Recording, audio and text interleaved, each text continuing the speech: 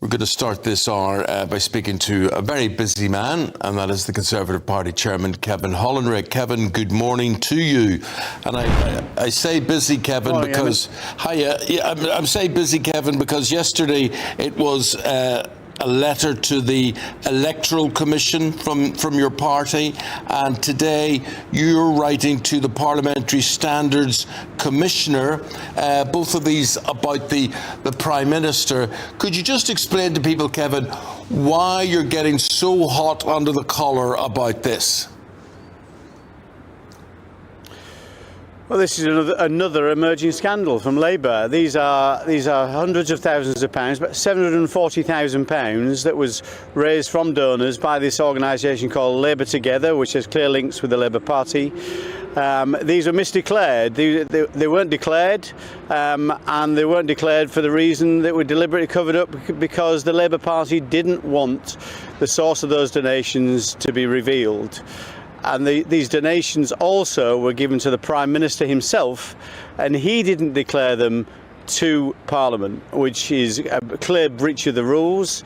So both we want the Electoral Commission to investigate what's happened here, because it was a cover-up of those donations, a clear cover-up, and we want the Parliamentary Standards Commissioner to investigate, because we think that Keir Starmer himself may have broken the rules on donations, the declaration of donations, which is a very, very serious offence. In what way, Kevin, in what way do you think that the whole situation has been abused by the Labour Party? Well, they didn't declare the donations. They were fined a couple of years ago for that, but they said it was an admin error. They didn't mean not to declare them. That was the excuse they gave to the Electoral Commission. The Electoral Commission then fined them £14,000. This is Morgan McSweeney, Keir Starmer's Chief of Staff. But then it emerged, we have access to an email between Morgan McSweeney and Labour Together's lawyers and the lawyers themselves saying that they did it because it was a cover-up, because they didn't want to declare the donations. It's a huge issue for Labour. To lie like that to the Electoral Commission is outrageous.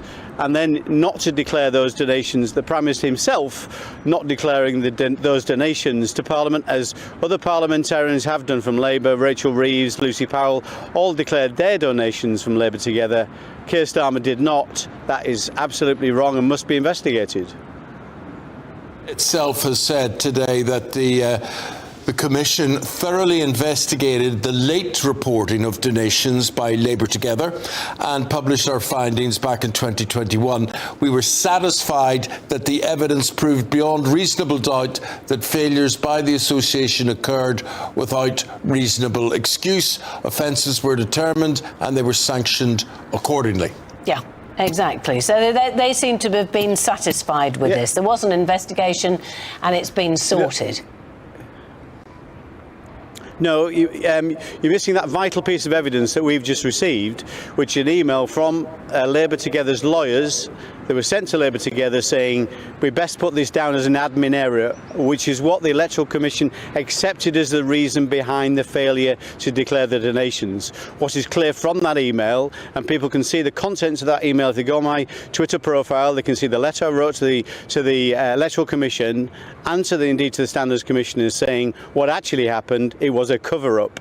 They did it deliberately because they did not want to reveal the source of the donations. It was a Jewish donor. That was very sensitive at the time. There was a time when Jeremy Corbyn was their leader. Keir Starmer was trying to unseat Jeremy Corbyn, if you remember, and all that was very controversial at the time, and that's why it was concealed. They did not make that clear to the Electoral Commission. We've made that clear to them now. They need to investigate, as does the Parliamentary Standards Commissioner. Right, can we move on to another story? And this is Nigel Farage grabbing the headlines yet again about immigration. I mean, you know, you must look at this and just think, what is going on? These were supposed to be our clothes. We were supposed to have got a handle on this.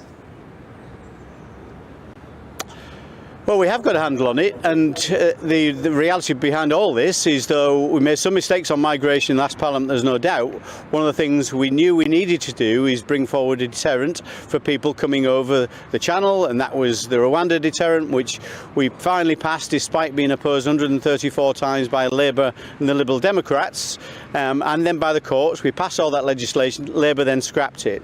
So we absolutely agree and have already put forward our policies on deportation of illegal migrants. In terms of legal migrants, in terms of indefinite leave to remain, our rules we announced back in February are even tougher than reforms. Rules we're saying people shouldn't be able to get indefinite leave to remain for 15 years, effectively.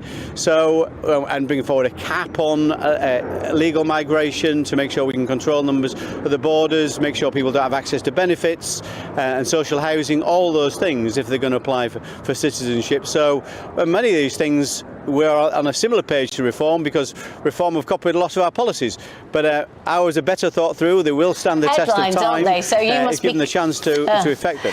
But they're getting all the headlines, so you must be a bit annoyed about that, a bit miffed. Well, listen, it's our job to make sure people understand our message. We need to work harder at that. That's part of my job as party chairman. But Kemi Badenoch is doing a fantastic job. She's the strongest leader in this country, or any political party. I think she's the right person to lead this country. What this country needs right now is a strong leader, but one who's consistent. And where you see all the backtracking from Nigel Farage about the policies he announces, then he backtracks on them because he makes mistakes on them like he did yesterday. Because as a one-man band, we've got a very good team of people, including an excellent Shadow Chancellor, who will actually balance the books. And that's what you're going to get from Conservatives, is we'll control the borders, but we'll also live within our means. That's critical, and no other party will do that. And that is the chairman of the Conservative Party, Kevin Hollinrick. Kevin, thank you for your time this morning. Appreciate it. Leave it there. Pleasure.